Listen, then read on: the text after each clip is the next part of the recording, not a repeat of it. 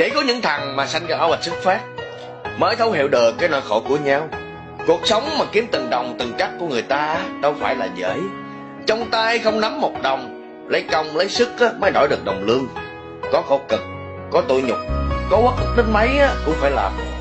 Vì hoàn cảnh, vì gia đình nên chấp nhận, có ai muốn mà tha phương xứ người đâu.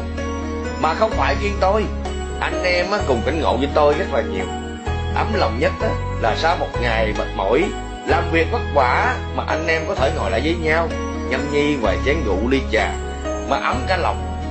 Tuy anh em mỗi người mỗi cảnh, luôn luôn bên nhau chia ngọt sẻ bùi, mỗi đứa một nơi, mỗi thằng mỗi cảnh, nhưng ngồi lại cũng thấu hiểu nỗi khổ của nhau.